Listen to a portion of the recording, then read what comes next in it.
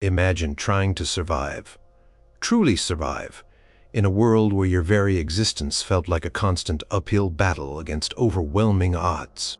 What if every step you took, every breath you drew was shadowed by the fear of destitution, a life stripped bare of dignity and opportunity? Welcome to 800 Ed.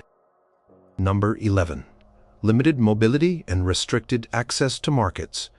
Imagine living in a world where leaving the perceived safety of your village meant facing terrifying risks, where every promising opportunity for trade or work was miles away, across dangerous, unpatrolled roads. For single women in 800, limited mobility wasn't just about the absence of modern transportation.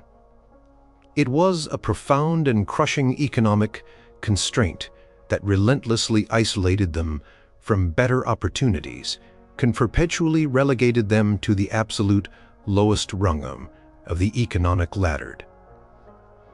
It was a silent, unwritten rule that kept them economically rung of the economic ladder. Primary economic activities for the vast majority of people in 800 had revolved around subsistence, agriculture, and extremely localized trade. Markets, if they existed beyond informal village bartering, were typically situated in larger towns, monastic centers, or regional gathering points, often requiring a day's walk or more to reach. Think of it like this. If your village had a tiny, infrequent market where you could sell a few surplus eggs, but a big, bustling town market a day's journey away offered significantly better prices for the same goods, the ability to reach that town market was the key to economic advancement. But for a single woman, undertaking such a journey was fraught with perilous dangers. As we've already explored, physical insecurity was an immense and constant concern. Bandits, desperate individuals, wild animals, and the omnipresent threat of localized violence or even abduction made solo travel incredibly dangerous. She might be robbed of her meager goods, physically assaulted, or worse. This overwhelming risk effectively trapped her within the confines of her immediate familiar locale, severing her connection to the wider economic world. She was essentially living in an economic bubble, and that bubble was very, very small and often very poor. This severe restriction on mobility had devastating economic consequences. If a single woman managed to produce any surplus goods, perhaps a few extra eggs from her chickens, a handful of crudely woven baskets, some surplus vegetables from a tiny garden, or a small quantity of basic herbal remedies, her potential market was almost entirely limited to her immediate neighbors and fellow villagers. Prices in such a small, insular local market would be predictably low, dictated by the limited demand within the community and the almost complete absence of competition from outside goods. She couldn't access the larger, more bustling and potentially more lucrative markets in towns where demand was higher, where a wider array of goods were exchanged, and where items like finer textiles, specialized crafts, or certain foodstuffs might fetch significantly higher prices. This inherent limitation ensured that her earnings remained perpetually low, barely enough for subsistence, and certainly insufficient for accumulating any savings or investing in better tools or materials that could improve her productivity.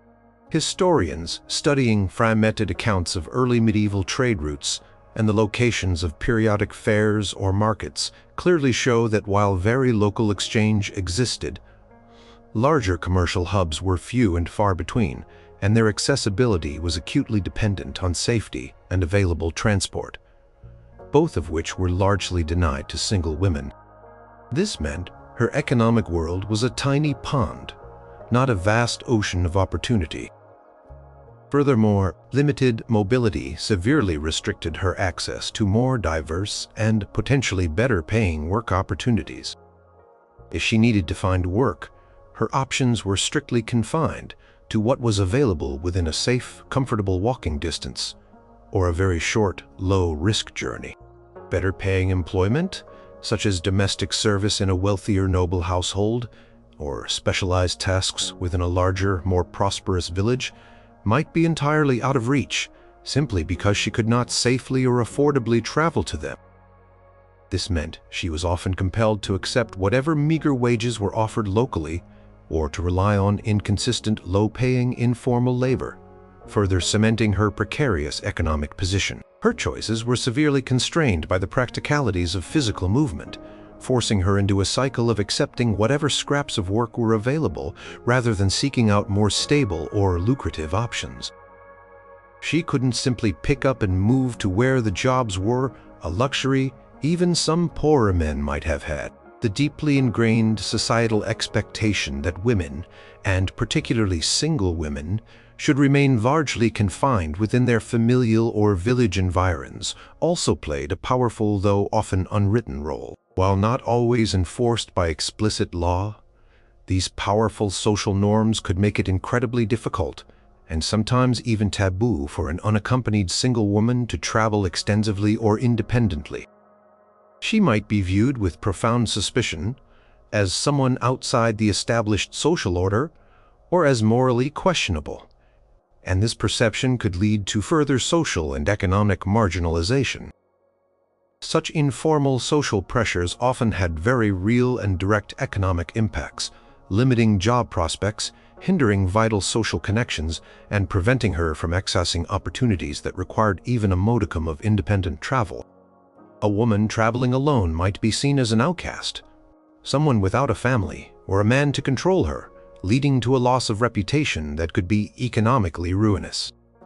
Even in the extremely rare instances where a single woman did manage to undertake a journey, the associated costs would invariably eat into her already tiny potential profits, often rendering the venture entirely unprofitable.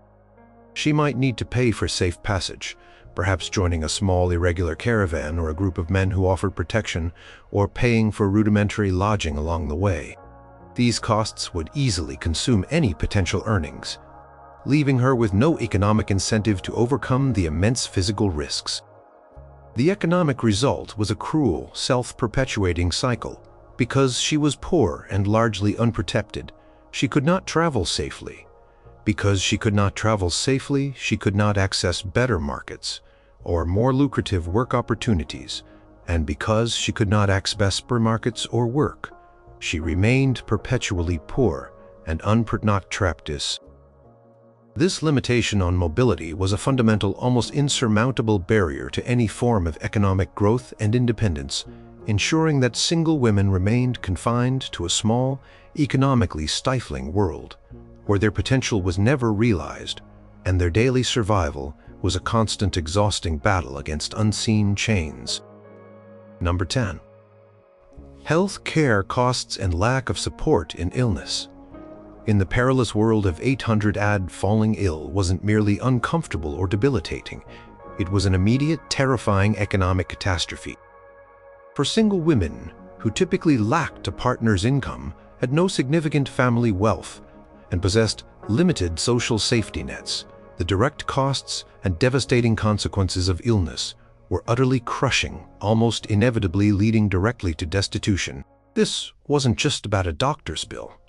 It was about the complete loss of their ability to work, to feed themselves, and to maintain even the most basic semblance of existence. You might think of a flu as just a few days of feeling bad, but back then it could literally mean the end of your world. Imagine a single woman, perhaps eking out a precarious living as a field hand, a domestic servant, or a humble spinner, suddenly struck down by a virulent fever, a crippling cough, or a debilitating stomach ailment.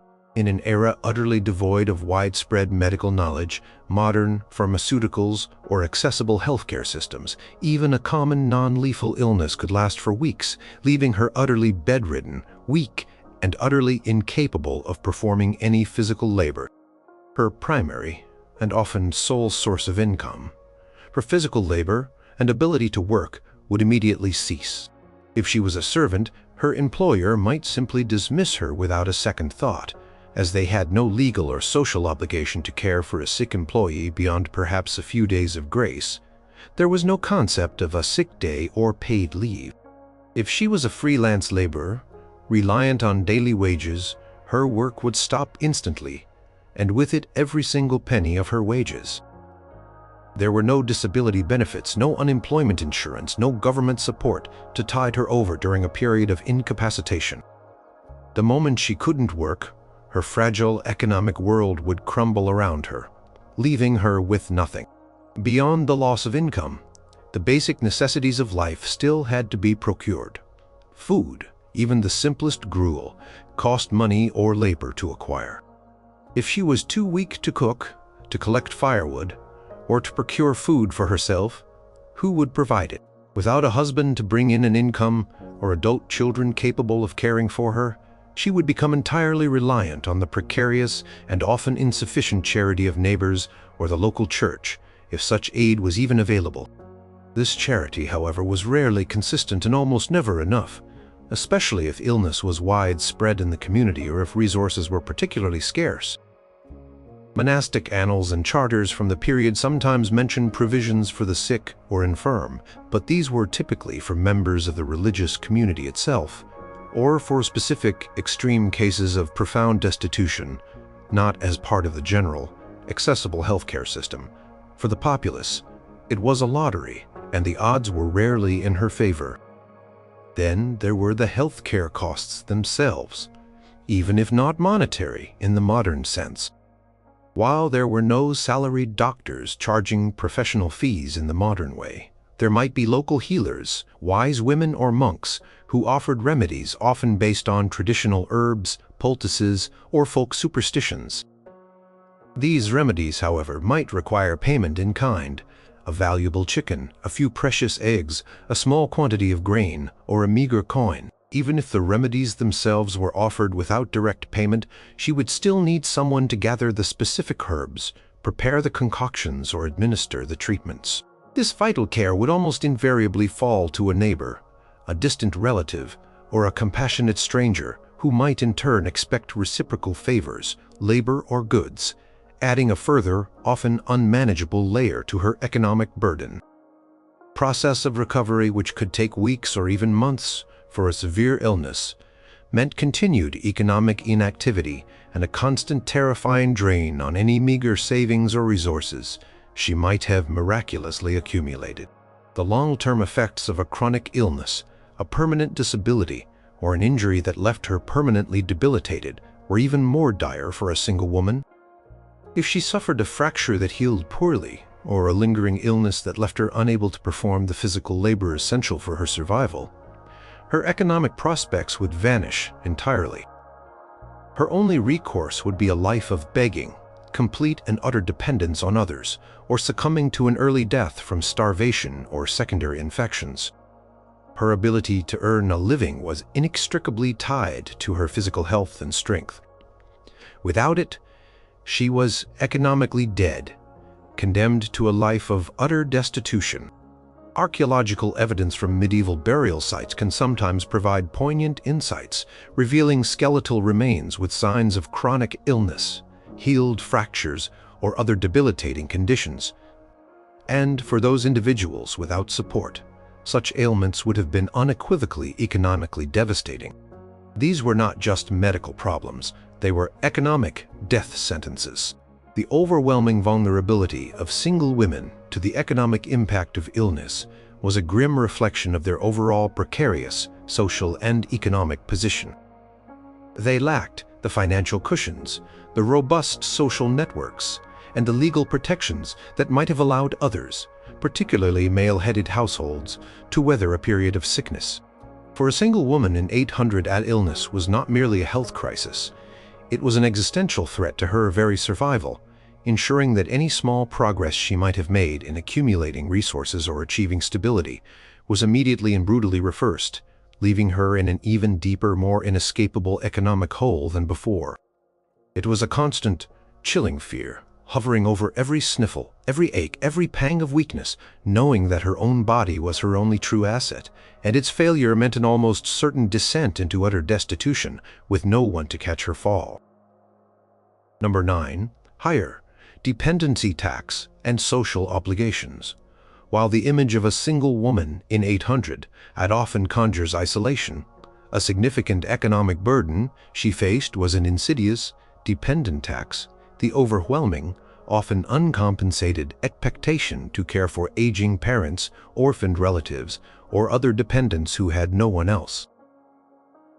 This wasn't a formal tax paid to a lord, but a profound, relentless drain on her already meager resources, often preventing her from ever building her own economic stability or pursuing independent opportunities. Imagine being perpetually responsible for the well-being of others without receiving any corresponding economic support, all while struggling to survive yourself.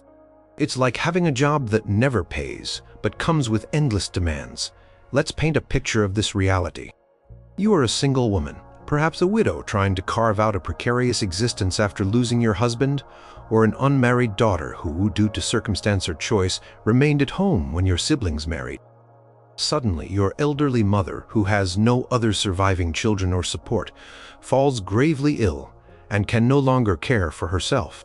Or perhaps your sister and her husband perish in a local conflict, a devastating plague, or a tragic accident, leaving behind young, vulnerable orphans with nowhere else to go.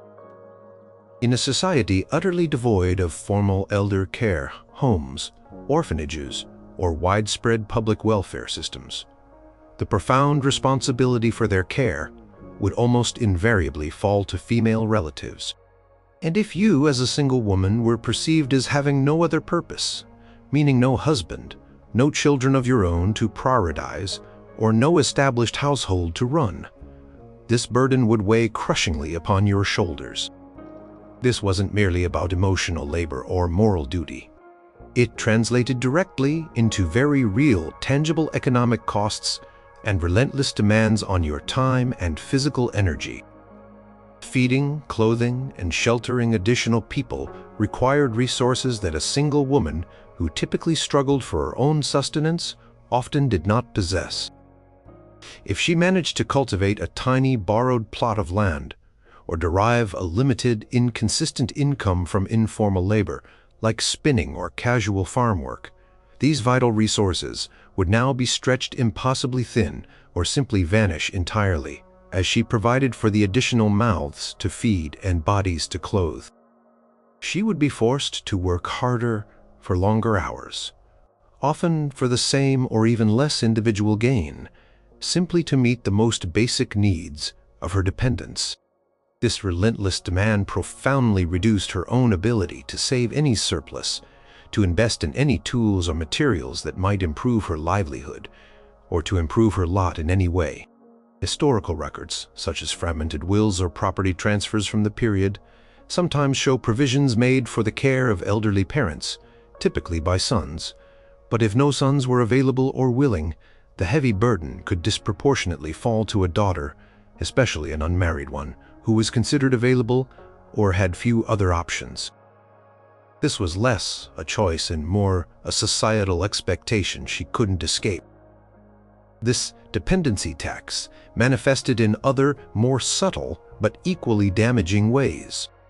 A single woman might be informally expected to contribute her invaluable labor to the extended family's household without receiving fair compensation, simply because she was living under their roof or was seen as part of their collective obligation.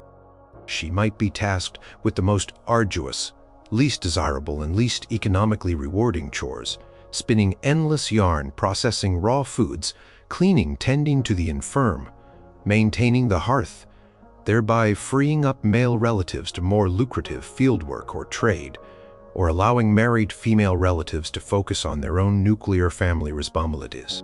Her labor, once again, becomes invisible and utterly uncompensated, merely assumed as part of her duty to her kin. This exploitation of her time and energy directly undermined her own economic potential, effectively making her a perpetual unpaid laborer for others. Moreover, the relentless demands of caring for dependents often meant sacrificing any opportunities for paid work outside the home. If she was constantly tending to an ailing parent, supervising unruly young children, or nursing a sick relative, she simply could not leave the dwelling to work in the fields for wages or travel to a market to sell her goods, or seek better opportunities further afield. Her time, which was her most valuable and finite economic asset, was entirely consumed by unpaid caregiving, effectively trapping her in a cycle of economic stagnation and preventing any upward mobility. It was a societal expectation that she fulfill these crucial roles, often out of perceived charity or familial duty, but without any corresponding economic safety net, government support, or fair compensation. Her days were filled with vital, life-sustaining work, but none of it translated into personal wealth or security. This profound burden was further compounded by her pervasive lack of legal standing and access to external resources. She couldn't easily appeal for assistance from a public body or leverage the support of a formal institution, because such things were largely non-existent or inaccessible to her. Her only recourse was often the very family members who expected her to take on these overwhelming responsibilities, leaving her in a difficult, deeply dependent, and often exploited position. The sheer weight of these social obligations, while not a direct monetary tax, was an insidious, pervasive, and constant drain on a single woman's economic vitality, pushing her deeper into vulnerability and making it nearly impossible for her to carve out an independent existence or accumulate any form of personal wealth. She was fulfilling roles absolutely vital to the functioning of society, but at an immense personal economic cost, ensuring her place at the very bottom of the economic ladder, perpetually sacrificing her own well-being for others with no hope of recompense. Number 8. Physical insecurity and protection costs life. In 800 AD was brutally dangerous, a landscape fraught with myriad risks from bandits, wild animals, inter-village squabbles, and the escalating threat of larger-scale raids. For single women, this pervasive physical insecurity wasn't just a grim backdrop to daily life. It was a profound economic burden, forcing them to incur significant protection costs that further depleted their already meager resources and mercilessly limited their economic mobility. Imagine having to live each day with a constant, gnawing fear for your personal safety, knowing that you were largely unprotected in a violent world, and that this vulnerability directly impacted your ability to earn a living. For a single woman, without the physical presence of a husband, the collective strength of adult male kin, or the formal protection of a powerful lord to whom she was formally bound, she was immediately perceived as an easier, more vulnerable target. This vulnerability was not merely theoretical. It was a stark and terrifying reality. The rising tide of Viking raids across coastal and riverine Europe, endemic localized conflicts between petty lords or neighboring communities, and the ever-present threat of brigands and common criminals lurking on roads and in forests made independent travel and isolated living. A male-headed household might possess rudimentary weapons, the combined physical strength of its members, and the social standing to deter threats or seek some form of retribution or justice from a local authority. A single woman, almost universally, had none of these essential protections. She was often seen as an easy mark, someone who could be exploited with little fear of reprisal. This heightened and constant risk translated directly into real and tangible economic costs. If a single woman desperately needed to travel to a market in a nearby town to sell her hard-earned goods or to seek more favorable work opportunities, she would often have to pay for an escort. These escorts, if available, would demand payment which would mercilessly eat into her already tiny profits, making many potential ventures unprofitable. Alternatively, she might be forced to travel only in large, slow-moving groups, which severely reduced her flexibility, limited her access to time-sensitive market opportunities, and offered no guarantee of absolute safety. If she couldn't afford an escort or find a suitable group, the risk of robbery, assault, or worse was dramatically increased, meaning she could lose her goods, her precious money, or even her life. This existential threat severely curtailed her ability to engage in any form of trade or labor that required her to leave the immediate, often impoverished confines of her village. Historical accounts, while rarely detailing the specific travel costs for women, frequently lament the general dangers of roads and the essential need for armed protection for anyone undertaking a journey, particularly those perceived as vulnerable and without a male protector. Even within the relative safety of her own village or dwelling, a single woman might be compelled to invest in security measures that a household with adult males would not prioritize or even consider. She might have to pay a local strongman for informal protection, or favors effectively a form of extortion, or spend her precious and limited resources on a more secure dwelling than she could otherwise afford.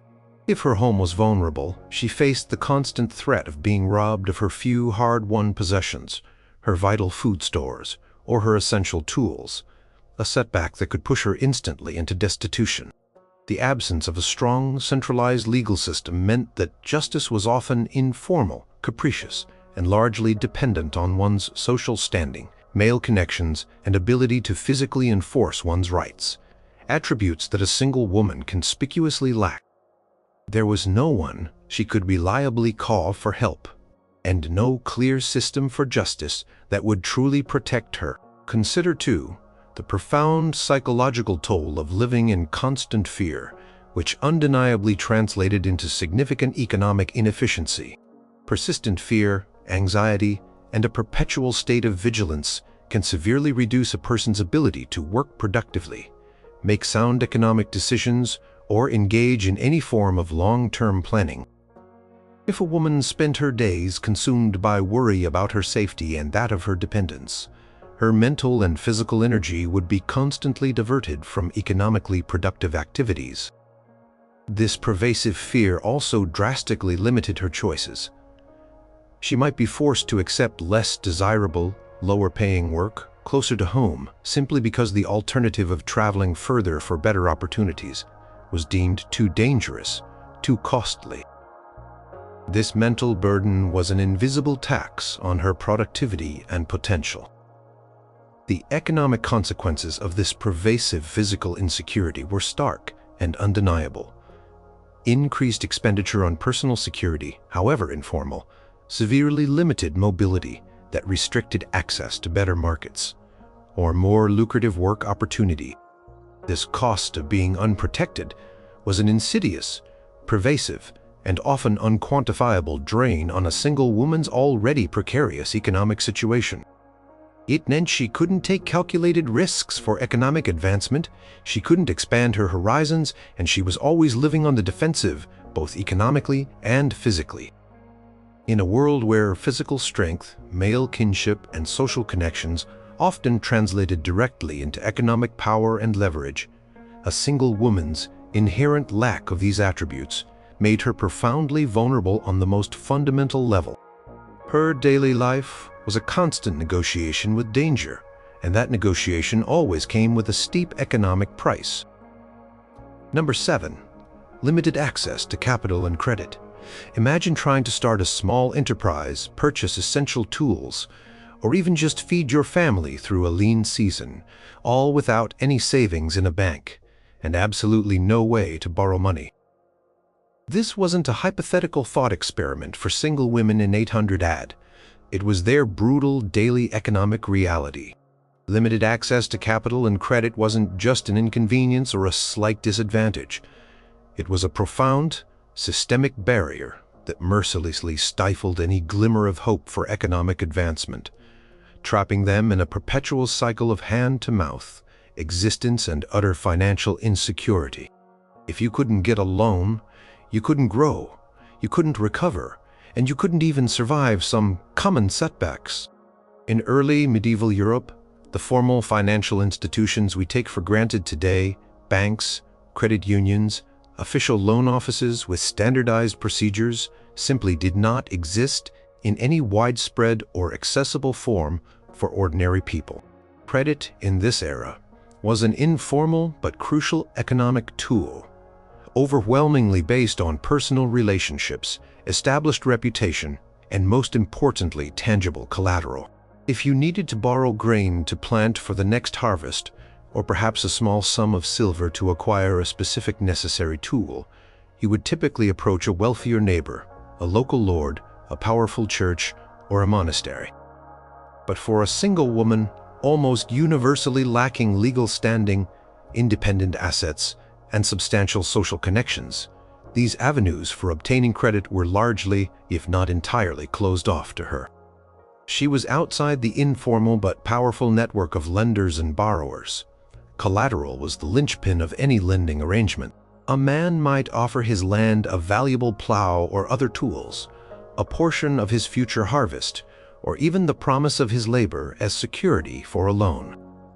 A single woman, generally denied land ownership rights, and typically possessing very little in the way of movable wealth, had almost nothing substantial to offer as collateral. Her word, without the backing of a male guarantor or her own verifiable assets, carried little to no weight in a society that fundamentally viewed women as requiring male oversight in all significant economic and legal matters. A potential lender would perceive her as an exceptionally high risk. If she defaulted on the loan, there would be minimal, if any, legal or practical recourse to recover the borrowed amount, as she had no seizable assets and often lacked the legal standing to be pursued effectively in a male-dominated court. Historical research into early medieval economic practices, meticulously pieced together from fragmented monastic records of debts, payments, and property transactions, overwhelmingly indicates that borrowers and lenders were almost exclusively male heads of households, powerful individuals, or established institutions. This profound lack of access to credit meant that a single woman had no realistic way to invest in herself, her skills, or her potential livelihood, however modest. She couldn't purchase a better loom to increase her textile production, couldn't acquire more fertile seeds to improve her small garden's yield, couldn't buy a cart to transport goods to a larger, more profitable market, further afield. Any unpalatable aspirations she might have harbored, any ambition for economic growth, or even basic financial resilience, were effectively strangled at birth. Her economic horizon was confined to what she could earn and save on a daily, often hourly basis, and those earnings were already severely restricted due to the multitude of other hardships she faced. She was trapped in a cycle where every day was about survival, not growth. Consider the devastating impact during periods of crisis. A localized crop failure, an unexpected and debilitating illness, or the tragic death of the sole provider, if she was a widow, could instantly plunge an already struggling household into utter destitution. For a male-headed household, a loan might provide a crucial lifeline enough to buy food, replant essential crops, or pay for vital rudimentary medicine. For a single woman, this lifeline was often simply unavailable. Her only recourse in such situations was to rely on precarious and often insufficient charity to desperately sell off what few precious possessions she might have had, or to face the grim reality of starvation. Monastic charitable records, while demonstrating acts of benevolence, also implicitly reveal a stark reality. Aid was typically a last resort for those who had exhausted all other options, rather than a readily available financial tool for recovery or investment in a more stable future. Even very small amounts of initial capital were often out of reach. If a single woman wished to engage in petty trade, selling surplus eggs from a few chickens or a small quantity of vegetables from her garden in the village market, she might still require a tiny initial outlay for a suitable basket, a better breed of poultry, or some basic tools. Without a male relative willing to provide this essential seed money, or the ability to borrow it, she couldn't even begin to participate in such modest after-pal activities. The economic system of the time, informal and decentralized as it was simply not structured or inclined to accommodate, empower, or support independent women. The implications of this fundamental barrier extended far beyond mere financial transactions. Access to capital also meant access to social capital and vital economic networks. Those who could lend and borrow were deeply integrated into the community's economic fabric. They possessed trust, crucial connections, and a degree of influence. A single woman, systematically excluded from these vital networks, was further marginalized, making her already profound economic struggles even more overwhelming. She was largely invisible in the formal economic sphere, unable to access the very resources necessary for growth, stability, or even basic survival beyond the immediate precarious moment. It was a perpetual state of financial vulnerability, with no realistic ladder to climb out of the economic pit she found herself in, a constant battle against forces she couldn't even engage with. Number 6.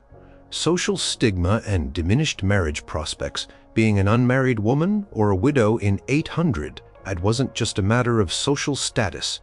It was a devastating economic detriment that profoundly impacted a woman's access to resources, opportunities, and any semblance of future security. Social stigma was a tangible, heavy burden that could systematically close doors to economic support, community integration, and the single most important pathway to stability: marriage. Imagine living in a society where your very identity as a single woman was perceived as somehow incomplete or problematic, leading directly to economic marginalization. It's like having an invisible mark on your forehead that tells everyone you're a bad investment. Consider the pervasive whispers. An unmarried woman past a certain age, often pejoratively labeled a spinster, was frequently viewed with a mixture of suspicion, pity, and even disdain. In a society where marriage and childbearing were considered a woman's primary purpose, essential for perpetuating lineage, securing alliances, and building family wealth, a woman who remained unmarried was seen as having failed to fulfill her most fundamental familiar role. This perception wasn't merely unkind or judgmental. It had very real and immediate economic consequences. In a world where families were the primary economic units, providing mutual labor, shared resources, and collective protection, a single woman lacked this crucial built-in support system. She didn't have a husband's labor to contribute to her household, his access to land or a trade, or his vital social and political connections. The stigma itself could lead to her active social isolation, making it significantly harder to secure paid work, obtain favors, receive charity, or even find a place to live outside of absolute dependence on distant relatives. People might be less willing to hire her, fearing she was a burden, unstable, or a potential threat to their household harmony or reputation. She was an anomaly, and anomalies were often treated with caution, if not outright rejection. Widows, while initially perhaps afforded a period of mourning and respect for their deceased husbands, also faced immense challenges. If she had no adult sons capable of inheriting and managing her deceased husband's land or assets, her claim to that property could be tenuous, especially if other male relatives contested. She might be pressured, both overtly and subtly, to remarry quickly to secure a new male protector for herself and any minor children she might have. However, her diminished marriage prospects were often a brutal reality. Her age, the number of children she brought with her, who represented additional mouths to feed, and the economic burden she might represent in the absence of significant inherited wealth made her less desirable to potential suitors. A wealthy widow, while rare, was often seen as a target for opportunistic men. A poor widow was generally viewed as an economic liability. Historical chronicles from the period, particularly those detailing legal disputes over inheritance or records of monastic charity, often implicitly and explicitly reflect the profound precariousness of widows, especially those lacking strong familial backing or significant assets. Her past, even if respectable, did not guarantee her future. The most profound economic impact of this pervasive social stigma revolved around marriage prospects themselves. Marriage in 800 was not primarily a romantic endeavor. It was a fundamental economic institution. It was the primary mechanism through which families pooled resources, forged alliances, secured their future, and ensured the continuity of their lineage.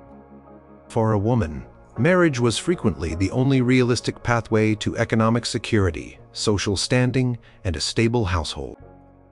If a single woman was considered unmarriable, perhaps because she lacked a dowry, was perceived as too old, carried too many dependents, or simply bore an unspecified social stigma, her future was dire. No husband meant no access to his land, his trade skills, his social network, or his critical protection. She was left to fend for herself in a world that was simply not designed for independent female survival, particularly economically. Without a partner, her economic engine was missing half its cylinders. The absence of a dowry was a particularly significant economic hurdle. A dowry, typically consisting of property, goods, or money provided by the bride's family to the groom upon marriage, was often an essential prerequisite for securing a respectable or advantageous match. Contributed to the new household's resources and, in a way, represented the bride's direct economic contribution to the union. For a single woman from a poor family, or one who had no living family capable of providing a dowry, her marriage prospects were severely limited. She might be forced into a low-status marriage with a man who offered little economic support, or more likely, simply remain unmarried. Without a dowry, she was seen as bringing little tangible economic value to a potential union, making her an undesirable partner in a pragmatic, survival-oriented society. The social pressure to marry was immense. An unmarried woman was an anomaly, an outsider, and therefore inherently economically vulnerable. Her lack of marital status signaled a lack of economic partnership and a diminished social standing that closed countless doors to opportunities. She might be actively excluded from community events, vital trade networks, and informal support systems that were absolutely crucial for survival in an age without formal welfare. This social isolation then compounded her already immense economic hardship, making it almost impossible to find consistent work, secure loans, or receive aid during times of crisis. Pervasive stigma effectively marginalized her, pushing her to the fringes of society where economic opportunities were almost non-existent, leaving her to face a harsh and unforgiving world entirely alone. Number 5. Burden of unpaid labor and household maintenance. Even without a husband, a single woman in 800 AD was inescapably bound by the immense, often back-breaking burden of unpaid labor and household maintenance. This wasn't merely about daily chores, it was about the colossal, relentless investment of time, energy, and skill required to simply keep a household functioning, all performed without any direct economic compensation. This invisible labor was absolutely vital for the survival of the household, and by extension the community. Yet it left single women economically depleted and perpetually treading water. You might think of a housewife's duties today, but amp that up to 11 with no modern conveniences and no shared income.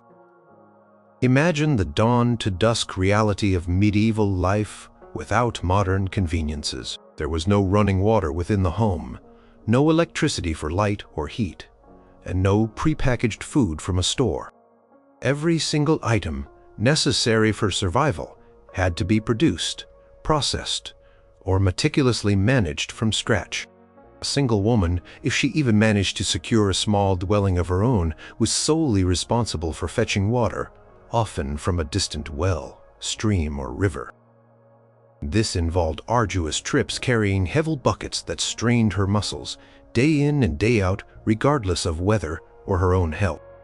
She was also solely responsible for gathering firewood, a monumentally taxing task requiring significant strength and many hours to heat her home, cook meals, and, crucially, boil water for purification or brewing.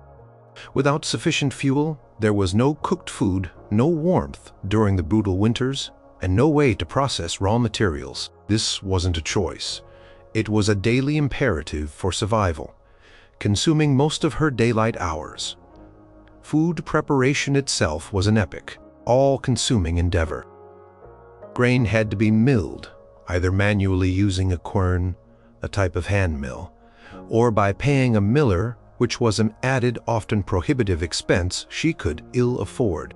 Vegetables had to be meticulously grown, harvested, and then preserved through drying, salting, or pickling to last through the lean seasons. Meat, if she could afford it or obtain it through hunting or occasional gifts, had to be butchered, cured, and stored, a complicated process that often involved specialized knowledge and supplies. Bread, the staple of the medieval diet, was baked daily, a process involving laborious kneading, tending a fire, and monitoring fermentation. This wasn't just cooking a meal, it was a continuous, physically demanding process of food production, processing, and preservation that consumed vast hours of every single day. Historians studying the daily lives of early medieval peasants consistently highlight the immense time commitment required for basic subsistence activities within the household, a burden that was particularly heavy for a solitary individual without shared labor. Then came textile production, a necessity for clothing every member of the household. Clothes were not purchased, they were made. Raw wool or flax had to be processed from its raw state, cleaned, combed, or carded, spun into yarn using a drop spindle, and then meticulously woven into cloth on a loom. This was an enormously time-consuming and highly skilled process, almost universally performed by women. A single woman had to undertake this arduous labor for herself and any dependents she might have had. Or she faced the prohibitive cost of paying someone else to do it. For a poor widow, patching and mending old clothes until they literally disintegrated was often the only option, as new garments were an unimaginable luxury. Archaeological excavations frequently unearth evidence of textile tools like spindle whorls and loom weights in domestic contexts across early medieval settlements, providing tangible proof of the constant, unremitting labor involved in clothing production, a labor that never ended and never paid. Beyond these core tasks, there was the endless cycle of cleaning, mending, and washing. Washing clothes was often an all-day affair performed at a river or stream, involving vigorous scrubbing and beating. If she had children, their care was a constant, all-encompassing, and entirely unpaid responsibility, demanding even more time and effort, especially if they were too young to contribute labor themselves. This immense volume of unpaid domestic labor, while absolutely essential for mere survival, generated no direct income. It acted as a profound barrier, preventing her from engaging in paid labor for external employers for a significant portion of her day. It was a treadmill of endless physically draining tasks, keeping her perpetually busy but never allowing her to move forward economically, to save, or to invest. Her job was never done, and there was no salary. The bitter irony was that while society meticulously relegated women to the domestic sphere and praised their contributions to the household, it offered absolutely no economic support or compensation for performing these vital tasks, especially for single women. A man's labor in the fields or his craft in a trade was recognized and, however meagerly, compensated. A woman's labor within the home, even if it literally sustained life, was considered her natural duty and therefore rendered invisible in economic terms. For a single woman, this meant a double burden. She had to tirelessly perform all the necessary domestic labor and simultaneously find a way to earn a living outside the home, all by herself. It was a physical, emotional, and economic drain that often left her utterly exhausted, without resources, and with no time or energy for entrepreneurial ventures, skill development, or long-term planning that might have offered a pathway to better economic prospects. This relentless cycle ensured she remained economically vulnerable, perpetually treading water just to survive, unable to rise above the daily grind because her work was never seen as worth paying for. Number 4. Vulnerability to poverty and starvation. For single women in 800, the chilling shadow of poverty and starvation wasn't just a distant possibility. It was a constant, ever-present threat that defined their daily existence. Without a male provider or direct access to productive assets like land, they were disproportionately vulnerable to the harsh realities of famine, disease, and the myriad economic downturns that plagued early medieval life. When harvests failed, or when raids and conflicts disrupted the fragile economic order. Single women and any dependents they might have had were invariably the first to feel the crushing, undeniable weight of hunger and utter destitution. You might feel food insecure today, but imagine that feeling being a literal, daily threat to your life. Imagine a year where the capricious weather turns against the community. Relentless rains might rock crops in the fields, or a brutal drought might parch the land, leaving nothing but cracked earth. For a family headed by a man with secure land tenure, there might be slender reserves stored from previous good harvests. They might have a stronger position to negotiate for food with wealthier neighbors, or a local lord, or possess sufficient social connections to receive assistance. However, for a single woman, particularly one without land and a reliable income, such a crisis spelled immediate catastrophe. Her small garden, if she even possessed one, would yield nothing. Her informal labor, like spinning, weaving small amounts of cloth, or performing domestic chores for others, would instantly dry up as everyone else tightened their belts and prioritized their own survival. There was no social safety net in the modern sense, no government assistance programs, no food banks, no unemployment benefits. Survival depended on the precarious goodwill of neighbors, the often limited charity of the church, or simply the bare mercies of a world that frequently offered none.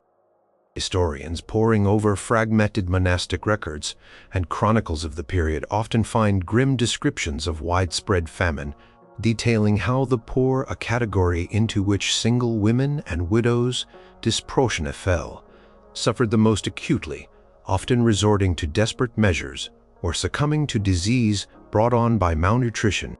Archaeological evidence from early medieval burial sites sometimes supports these grim accounts, revealing skeletal remains that show signs of chronic undernourishment and disease, suggesting that the most vulnerable segments of society, including single women, bore the brunt of these devastating economic shocks.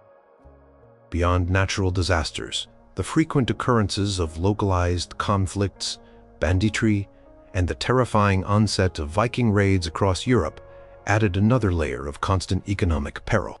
A village might be brutally plundered, homes put to the torch, and vital food stores destroyed.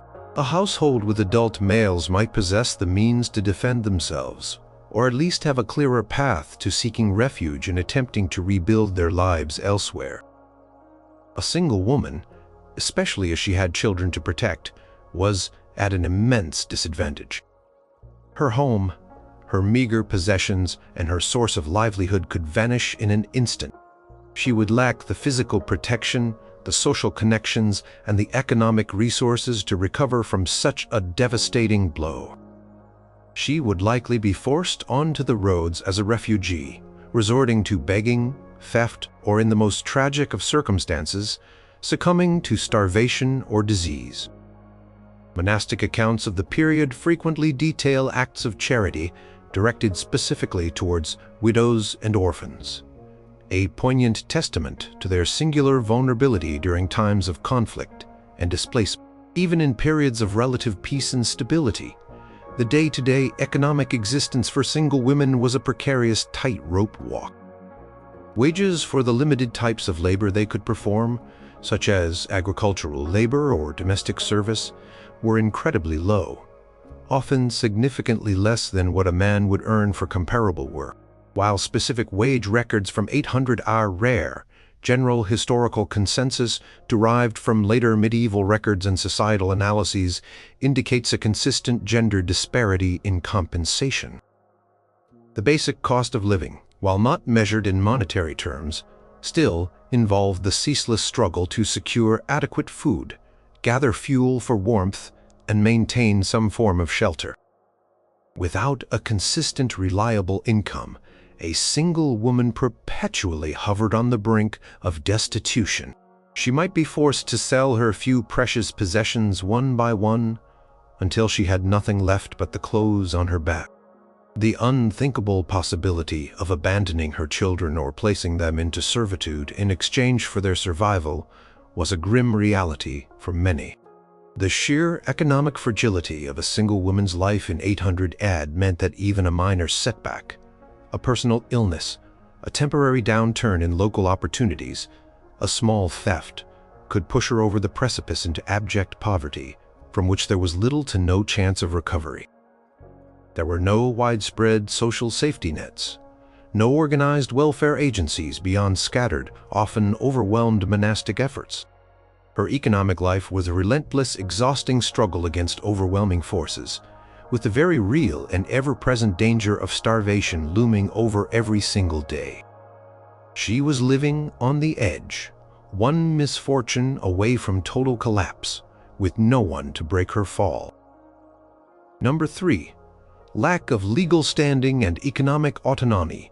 In 800 AD, a single woman's legal identity was often tenuous, if not entirely subsumed by male authority. This wasn't just a matter of social etiquette or personal freedom. It was a fundamental economic roadblock that severely curtailed her ability to engage in commerce, protect her assets, or even make binding agreements. Imagine a world where your word meant little in a court, where you couldn't sign a contract, and where every significant economic decision required the oversight or consent of a man. For a single woman, this lack of legal standing translated directly into a profound absence of economic autonomy, leaving her vulnerable and powerless in a world governed by rules she could not fully participate in. It was like trying to play a game where the rules said you couldn't even pick up the dice. Across the fragmented legal systems of early medieval Europe, whether based on remnants of Roman law, evolving Germanic customary law, women, particularly those outside the direct guardianship of a father or husband, were generally considered to have limited legal capacity. They were often viewed as needing protection, and this protection invariably stripped them of the right to act independently in economic matters. A single woman might not be able to buy or sell property, initiate a lawsuit, stand as a reliable witness, or even secure a loan in her own name. Her ability to participate in the most basic economic transactions was severely compromised. Her legal identity was often secondary, if it existed at all, to that of a male guardian. Even if she was an adult, consider the simple act of trading. If a single woman had a surplus of goods, perhaps some extra milk, cheese, or simple woven items, and wished to sell them, her interactions would be limited to informal, often precarious exchanges within her immediate village. If she attempted to engage with traveling merchants or participate in a larger market, she would likely face significant hurdles. A merchant might be hesitant to conduct business with her directly, fearing that any agreement made might not be legally enforceable or could be later contested by a male relative. He might demand a male guarantor, a father, brother, or other kinsman, to legitimize the transaction. This dependency on male permission or endorsement effectively restricted her economic reach and prevented her from accessing more lucrative commercial opportunities outside her immediate, often impoverished, locale. Historical analysis of early medieval charters and legal codes reveals frequent requirements for male representation or consent in legal matters involving women, highlighting their limited agency and showing this wasn't just a custom, but often a rule. Furthermore, the protection of any assets a single woman might manage to accumulate was incredibly difficult. If, through years of arduous labor, she acquired a small amount of wealth, such as a few livestock, some tools, or a modest sum of silver, these assets would be constantly at risk. Without the legal standing to pursue a thief in court or the social clout to demand restitution, her possessions were vulnerable to theft, fraud, or even appropriation by unscrupulous relatives. There was no independent, accessible police force or legal aid system. Justice was often dispensed by local lords or communal assemblies, where a woman without a male advocate would be at a profound disadvantage, her voice often dismissed or marginalized. Fragments of court records from this period often illustrate cases where women's property disputes were resolved through the intervention of powerful male figures or in male-dominated tribunals, where their independent testimony might be disregarded entirely. In an economy largely based on personal relationships and tangible collateral, obtaining a loan, whether grain for seed, a tool, or a small amount of currency, was essential for economic resilience and growth. A single woman, generally possessing no land or significant movable wealth to offer as collateral, and lacking the legal standing to enter into binding loan agreements, would find it almost impossible to secure credit from anyone but her immediate family. And even then, it would likely be an act of charity rather than a formal economic transaction. Without credit, she couldn't invest in productive assets, weather a poor harvest, or purchase necessary supplies for her livelihood. Her economic life was therefore confined to immediate hand-to-mouth transactions, with no scope for long-term planning, investment, or recovery from setbacks. The cumulative effect of this pervasive lack of legal standing and economic autonomy was devastating. It meant that a single woman, regardless of her industriousness, intelligence, or integrity, could not fully control her own economic destiny. She was always operating under the shadow of male authority, either real or implicitly required by societal norms and legal structures. Her economic existence was tenuous, subject to the whims of others, and always one step away from destitution if her male protection was withdrawn or if she lacked it entirely. This wasn't merely a social custom. It was a fundamental economic barrier that prevented single women from accumulating wealth, protecting their limited assets, or engaging in any significant commerce, effectively trapping them in a cycle of economic dependence and perpetual vulnerability. Her economic life was a constant exercise in powerlessness, with no legal avenue to change her fate. Number 2. Exclusion from lucrative trades and guilds. Beyond the struggle for land, the economic landscape of 800 AD also included skilled crafts and burgeoning trades, which represented significant pathways to wealth and stability. Yet, for single women, these doors were largely bolted shut, leaving them with only the crumbs of the economic pie.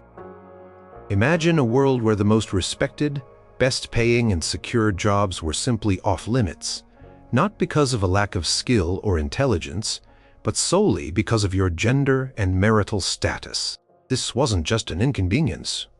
It was a profound and systemic barrier, ensuring that single women were confined to the lowest rungs of the economic ladder with no hope of climbing higher. It's like being told you can't join the winning team, no matter how good you are. The profitable occupations of the time, blacksmithing, carpentry, masonry, leatherworking, fine tailoring, milling, and commercial brewing, were almost exclusively male domains. As rudimentary forms of guilds or professional associations began to emerge, particularly in more settled areas or burgeoning towns, they functioned as exclusive brotherhoods. These groups controlled access to training through apprenticeships, regulated quality, set prices, and managed market access. They were powerful, self-protecting entities, and their membership was built on male kinship, social networks, and shared craft secrets, almost entirely excluding women. Even if a woman had the talent to be a master weaver, she wouldn't be allowed into the club that controlled the trade. Consider the practicalities of apprenticeship. A young person, typically a male, would live with a master craftsman's family, dedicating years to learning a trade. This arrangement was often informal, based on trust and family ties. For an unrelated single woman, such an arrangement was socially problematic and logistically difficult. Her presence in a male master's home might be viewed with suspicion, and the physical demands of many trades like the heavy lifting in masonry or the strenuous work at a forge were often cited as reasons for female exclusion, even if a woman possessed the necessary strength or ingenuity. More importantly, these emerging trade groups sought to maintain control over their crafts and limit competition. Allowing women, particularly single women without strong male family backing, into their ranks would have been seen as undermining their economic power and social order. They were protecting their turf, and women were simply not part of the game. Even in crafts where women were historically involved, such as textile production, their roles were often confined to the less profitable household level. Women spun yarn and wove basic cloth for family use, a laborious and time-consuming task. However, the production of high-quality, commercially viable textiles, fine woolens, intricate tapestries, or luxurious silks was often controlled by male weavers or workshops. These male-led enterprises had access to better raw materials, more advanced looms, and established trade routes to sell their goods in larger markets or to wealthy patrons. A single woman weaving by hand in her cottage would produce less, of lower quality, and would struggle to find buyers beyond her immediate community, if at all.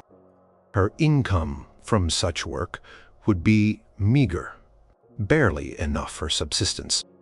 Archaeological findings of specialized tools and workshops often indicate a gendered division of labor, with the more profitable larger-scale production typically associated with male craftsmen, making it clear where the money was. Similarly, while women often brewed ale for household consumption or baked bread for their families, large-scale commercial brewing and baking operations supplying towns or monasteries were predominantly male-run. These commercial ventures benefited from economies of scale, better equipment, and established distribution networks, allowing them to accumulate significant wealth. A single woman's efforts in these areas would be limited to small-scale, informal sales offering little in the way of economic security or advancement. She was effectively relegated to the cottage industry side of things, where profits were minimal and competition fierce, forcing her to work harder for less. The economic consequences for a single woman were devastating. Without access to these more lucrative and organized trades, her options for earning a living were severely restricted. She might work as an agricultural laborer, performing grueling tasks in the fields for wages that were often less than what a man would earn for the same work. She might become a domestic servant, entirely dependent on the benevolence of an employer, with no path to independence. She might engage in petty, informal trading, selling surplus eggs, vegetables, or herbs, but such activities were inconsistent, offered no stability, and generated very little income. Her dreams of building a skill-based future were simply not allowed. This exclusion was rarely formalized in legal codes, explicitly barring women from trades in 800 AD, as formal guilds were still nascent. However, deeply ingrained societal norms, the structure of apprenticeship, and the patriarchal nature of communities created an almost impenetrable barrier.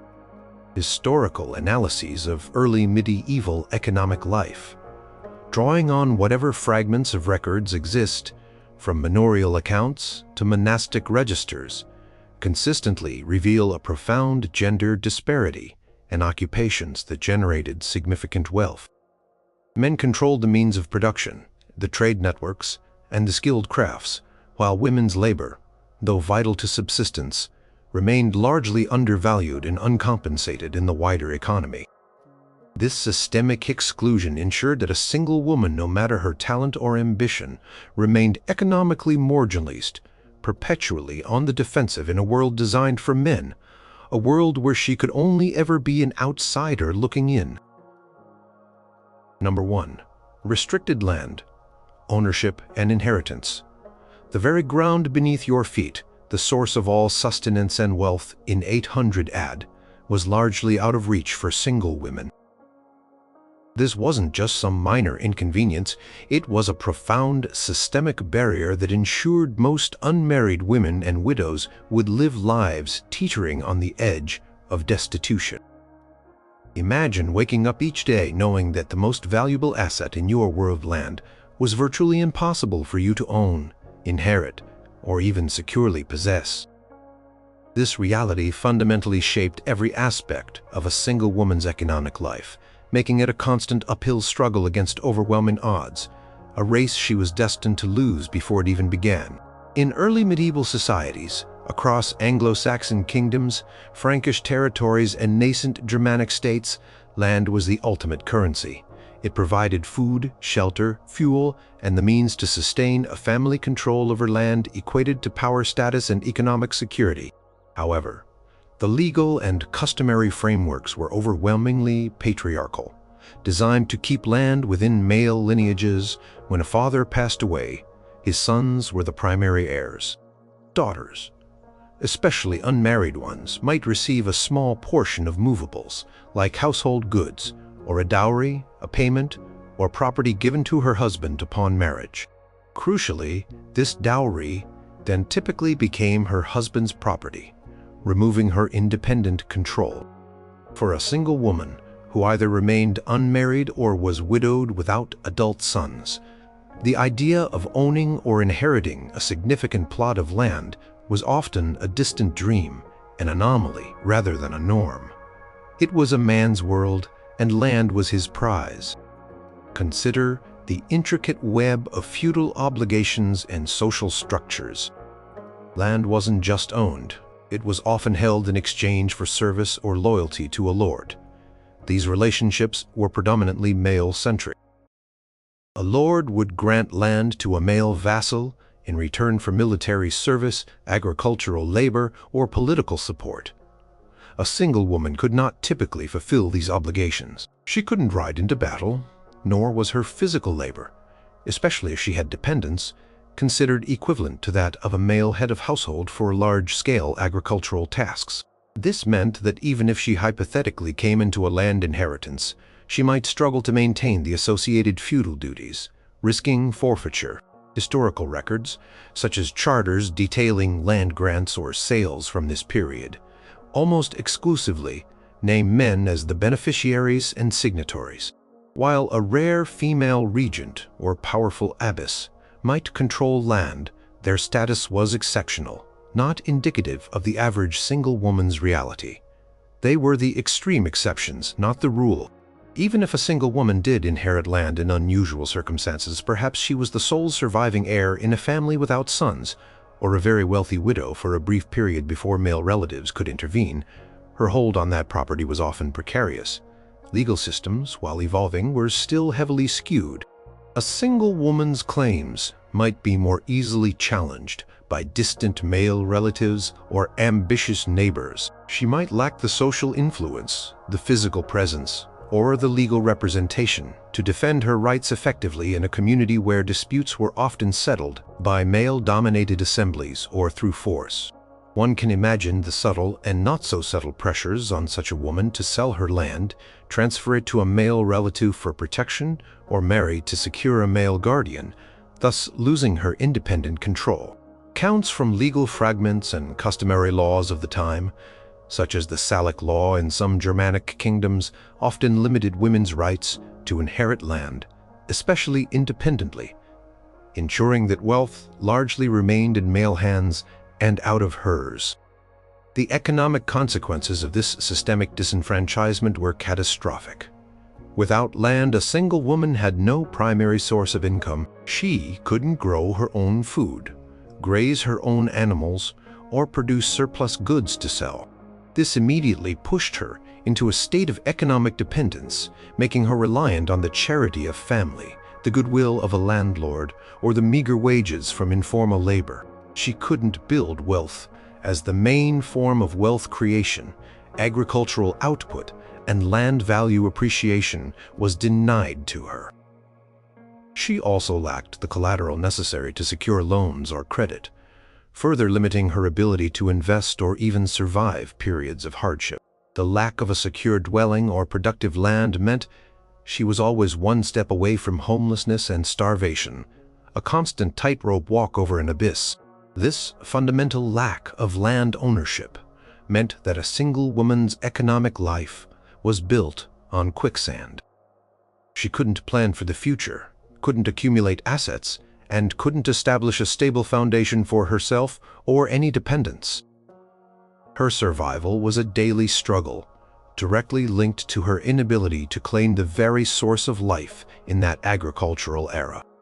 Archaeological studies of settlement patterns and family structures in early medieval villages often reveal small, often temporary dwellings associated with those outside the main landowning family units.